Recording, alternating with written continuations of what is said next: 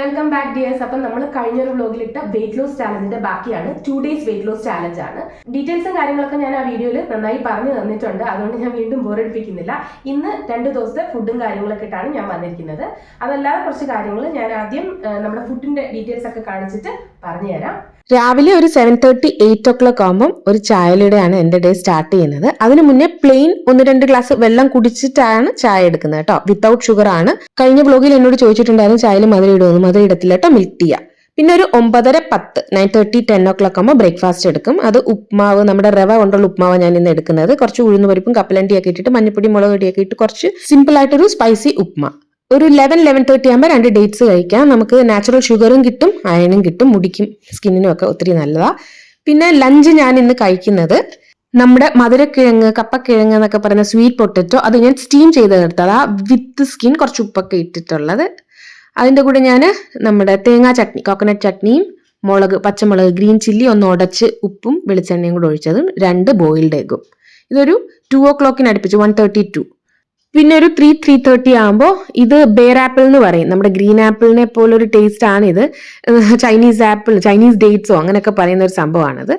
ഏതെങ്കിലും ഒരു ഫ്രൂട്ട് കഴിക്കുക, അത്രേ ഉള്ളൂ. പിന്നെ ഈവനിങ് ഒരു 5 o'clock ആകുമ്പോൾ ഒരു ചായ. പിന്നെ നടക്കുന്നതിന് മുന്നേ ഒരു പഴം കഴിക്കും.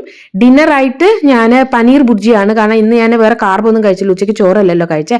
കൂടെ നെയ്യൊക്കെ തേച്ചുണ്ടാക്കിയ ചപ്പാത്തിയും പിന്നെ കുറച്ച് കടലക്കറി ഉണ്ടായിരുന്നു, അതും കൂടെ എടുത്തിട്ടുണ്ട്.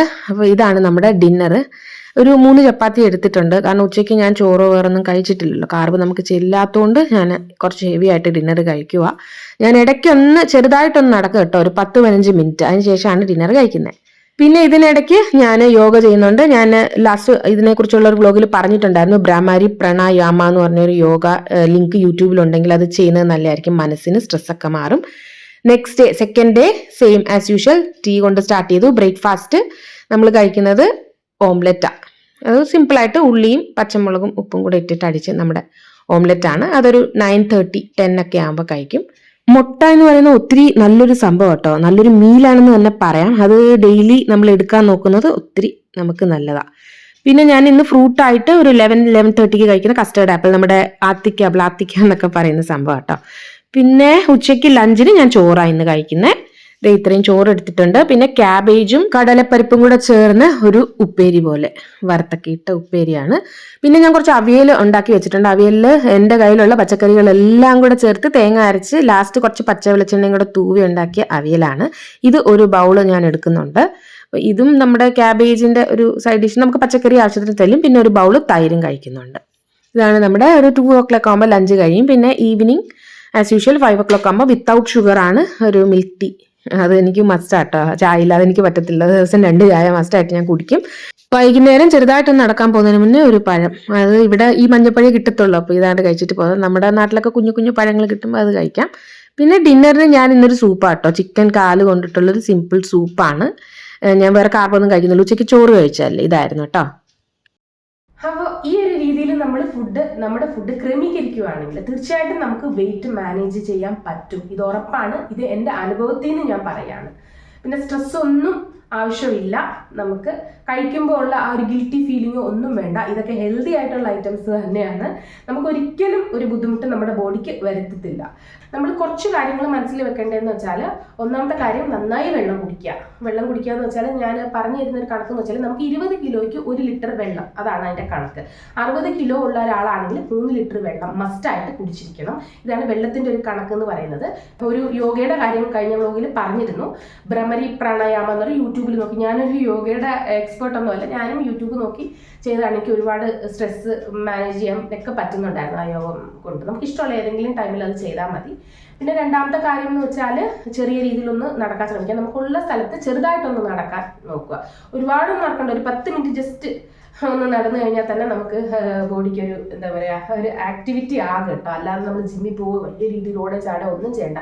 ഈ രീതിയിലുള്ള ഫുഡ് നമ്മൾ കറക്റ്റായിട്ട് കഴിച്ചുകൊണ്ട് പോയി കഴിഞ്ഞാൽ നമുക്ക് ഹെൽത്തും കിട്ടും, സ്ട്രെസ് ഈറ്റിങ്ങും കുറയും.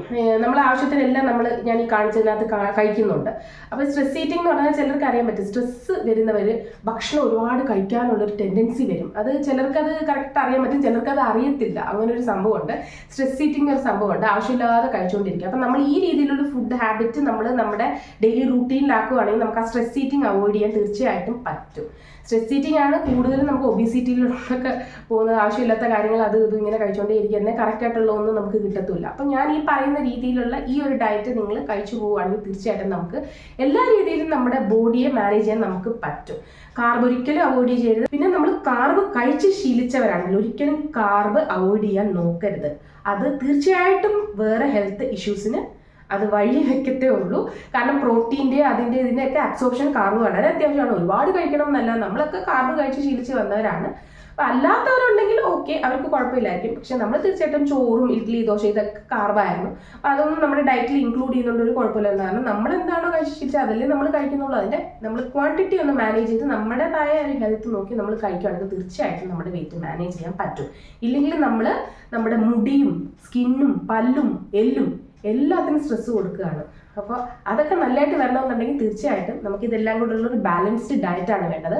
ഫുഡ് കഴിക്കാതിരിക്കുന്നു എന്ന് പറഞ്ഞ് ഒരിക്കലും അത് നമ്മുടെ ബോഡിക്ക് നല്ലതല്ല, ഒട്ടും നല്ലതല്ല. അത് നമ്മുടെ ബോഡിക്ക് കൊടുക്കുന്ന സ്ട്രെസ്സാണ്. അപ്പോൾ ഈ രീതിയിൽ ഞാനിപ്പോൾ കാണിച്ച രീതിയിൽ ഫുഡ് കഴിക്കുവാണെങ്കിൽ തീർച്ചയായിട്ടും നമുക്ക് ഇതെല്ലാം കൺട്രോൾ ചെയ്യാൻ പറ്റും. കാരണം നമ്മൾ സമയാസമയത്തിന് നമ്മൾ എല്ലാ ആഹാരങ്ങളും കഴിക്കുന്നുണ്ട്.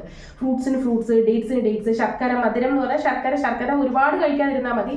മിതമായിട്ട് നമ്മൾ ഇടയ്ക്കിടയ്ക്ക് ഇങ്ങനെ നമ്മുടെ ശരീരത്തിൽ എടുക്കുകയാണെങ്കിൽ ഒരു ബുദ്ധിമുട്ടും വരാത്തൊരു സംഭവമാണ് ശർക്കര എന്ന് പറയുന്നത്. അങ്ങനെയൊക്കെ നമ്മൾ കുറച്ച് കാര്യങ്ങൾ നോക്കിക്കഴിഞ്ഞാൽ തീർച്ചയായിട്ടും നമുക്ക് റെഡിയാവാൻ പറ്റും. പിന്നെ അടുത്ത ഒരു കാര്യം എന്ന് വെച്ചാൽ ഫിസിക്കൽ ആക്ടിവിറ്റി എന്തെങ്കിലും ചെറിയ രീതിയിൽ നമ്മൾ ചെയ്യണം. എന്ന് പറഞ്ഞ് വലിയ രീതിയിൽ ജിമ്മിൽ പോവുക, എക്സസൈസ് ചെയ്യുക, അങ്ങനെ അവിടെ ചെയ്യണം, അതൊന്നും വേണ്ട. ചെറിയൊരു വാക്കിങ് നമുക്ക് ഉള്ള സ്ഥലത്ത് ചെറുതായിട്ട് അകത്തായാലും അങ്ങോട്ടും ഇങ്ങോട്ടും ഒന്ന് നടക്കാൻ നോക്കുക ചെറിയ രീതിയിൽ. അത് നമുക്ക് എന്തായാലും ആ ഒരു കാലറി ബേൺ ചെയ്യാൻ മാത്രമല്ല, നമ്മുടെ ബോഡിക്ക് എന്താ പറയുക ഒരു ആക്ടിവിറ്റി കൂടെ കുറച്ച് നമ്മൾ കൊടുത്താൽ മതി. അപ്പോൾ ഇതൊക്കെയാണ് ഇന്നത്തെ വീഡിയോ. അപ്പോൾ ഞാൻ വെയിറ്റ് മാനേജ്മെൻറ്റിന് പറ്റിയ കുറേ റെസിപ്പീസ് ഞാൻ എൻ്റെ ഡേ ഇൻ മൈ ലൈഫ് വ്ളോഗുകളിൽ ഇടാറുണ്ട്. കുറേ റെസിപ്പീസ് ഞാൻ ഷെയർ ചെയ്യാറുണ്ട്. അപ്പോൾ ഇതൊക്കെ ഉള്ളൂ. ബാക്കി ഇനിയുള്ള കാര്യങ്ങളും എല്ലാം ആയിട്ട് ഞാൻ വരാം കേട്ടോ.